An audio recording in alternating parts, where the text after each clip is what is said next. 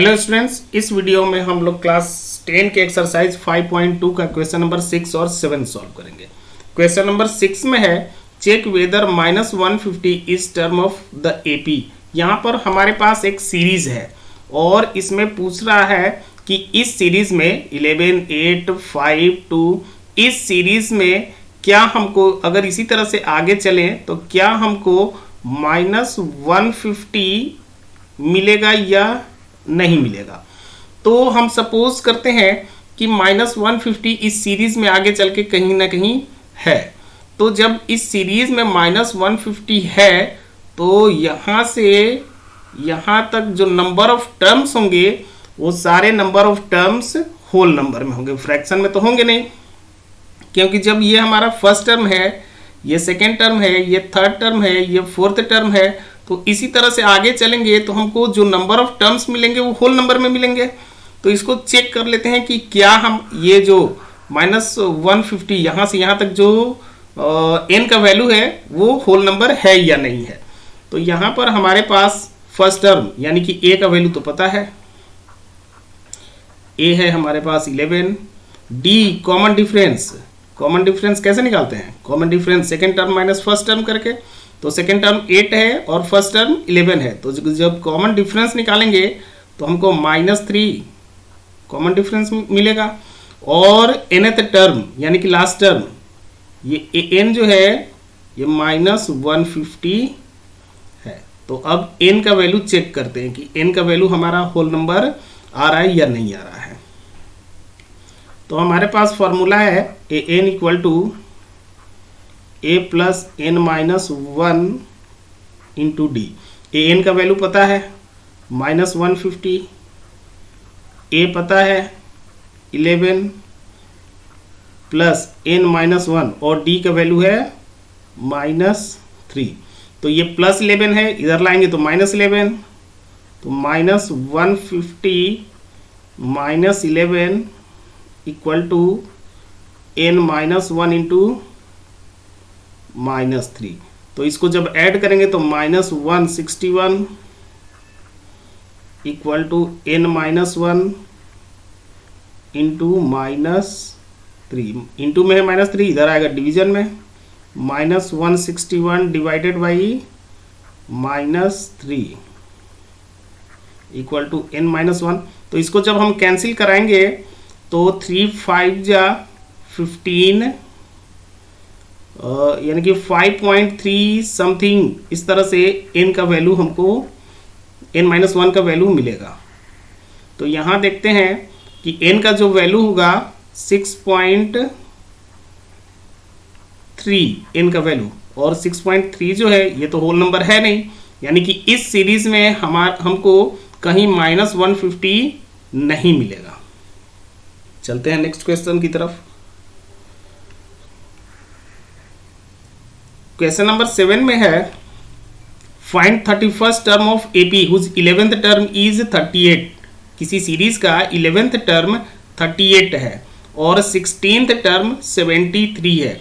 तो इस सीरीज के हमको 31st टर्म फाइंड आउट करने हैं। तो जैसा कि 11th टर्म हमको पता है, 11th टर्म जो है वो 38 है। तो 11th टर्म को हम a प्लस 10d लिख सकते हैं और a प्लस 10d हमको 38 पता है, गिवन है। और यहाँ पर 16th टर्म 73 है, 16th टर्म जो है 16th टर्म 73 है और 16th टर्म को a प्लस 15d लिख सकते हैं, ये हुआ 73। अब सेकेंड टर्म में से फर्स्ट टर्म को माइनस करते हैं। सेकेंड टर्म में से फर्स्ट टर्म को माइनस करेंगे तो सेकेंड टर्म है हमारा a plus 15d equal to 73 और फर्स्ट टर्म है a plus 10d equal to 38। तो जब माइनस करेंगे तो ए कैंसिल हो जाएगा, 15d में से 10d माइनस करेंगे तो 5D मिलेगा। ये 5D और 73 में से 38 माइनस करेंगे, कितना मिलेगा?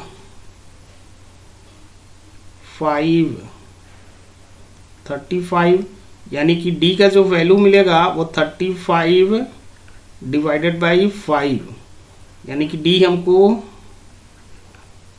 7 मिला। जब D 7 मिला तो D का वैल्यू इक्वेशन 1 या इक्वेशन 2 में रखकर A का वैल्यू फाइंड आउट कर लेते हैं। तो जब इसको इक्वेशन 1 में रखेंगे तो इक्वेशन 1 है हमारा A plus 10D equal to 38, ये होगा 38। A का वैल्यू हमको फाइंड आउट करने हैं, ये 10 और D का वैल्यू है 7 इक्वल टू 38। तो 10 और 7 इंटू होकर 70 हो जाएगा। इधर लाएंगे इसको तो A इक्वल टू 38 माइनस 70, यानी कि A का जो वैल्यू होगा कितना मिल जाएगा? माइनस 32। A का हमको वैल्यू पता चल गया। A का वैल्यू है -32 और D है 7, और हमको फाइंड आउट करने हैं 31st टर्म। तो 31st टर्म को 31st टर्म हमको फाइंड आउट करने हैं। तो 31st टर्म को A प्लस 30D लिख सकते हैं। A का वैल्यू पता है -32 और 30 और D का वैल्यू है 7, तो ये हो जाएगा -32 और प्लस 210 और प्लस 210, इनको कैलकुलेट करेंगे तो ये हमको मिलेंगे 178, यानी कि हमारा जो 31st टर्म होगा वो 178 होगा।